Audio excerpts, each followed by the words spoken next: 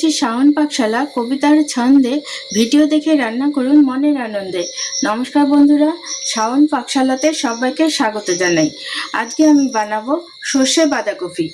একদম নিরামিষভাবে এটা বানাবো। আপনারা এটা পুজোর দিনে বা যে কোনো নিরামিষের দিনে এটা অনায়াসে আপনারা বানিয়ে খেতেই পারেন। খেতেও খুবই ভালো লাগে, যেমন ভাত দিয়ে ভালো লাগে তেমনি রুটি, পরোটা, লুচি সব কিছুর সাথেই ভালো লাগে।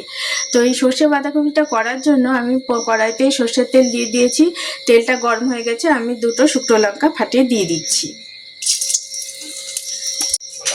তেজপাতাটা দিয়ে দিয়েছি। আমি আলুগুলো ভেজে নেব। আলু দেওয়াটা অপশনাল, যে আপনারা চাইলে দিতেও পারেন আবার নাও দিতে পারেন। আমি আলুটা খেতে ভালোবাসি, ওই জন্য আমি আলুটা দিই। আলুটা ভাজা ভাজা হয়ে গেছে, এখন আমি এর মধ্যে দিয়ে দেব আদা কাঁচা লঙ্কার পেস্ট।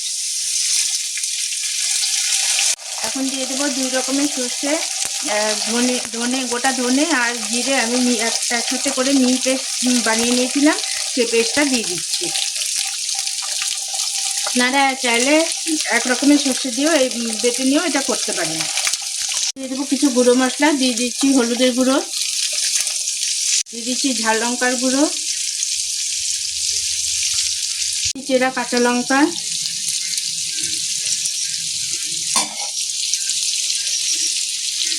দিয়ে দিচ্ছি পরিমাণ মতো লবণ।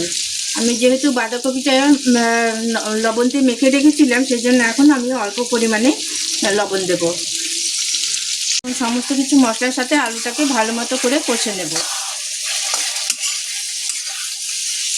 আমি দিয়ে দেব, আমি লবণ দিয়ে মেখে রেখেছিলাম বাঁধাকপিটা, যাতে এক্সট্রা জলটা যেটা বাঁধাকপির মধ্যে সেটা বের হয়ে যায় এবং বাঁধাকপিটাও খুব সফট হয়ে যায়।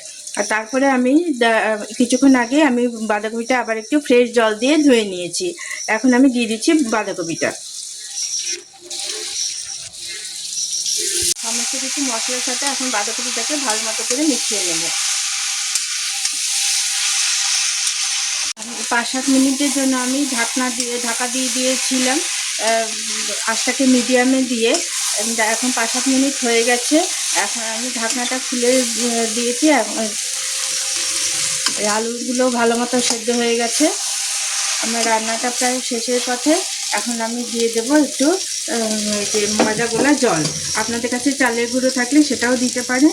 আমি ময়দা গোলা জলটা দিচ্ছি এই কারণে, যাতে সবজি ঠান্ডা হয়ে গেলে নিচে যে জলটা জমে সেই জলটা জমবে না, খেতে টেস্টটাও ভালো লাগে।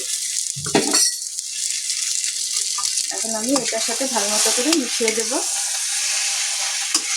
এটা খেতে দুর্দান্ত লাগে, রুটি, পরোটা, ভাত যে কিছুর সাথেই আপনারা এটা খেতে পারেন নিরামিষের দিনে।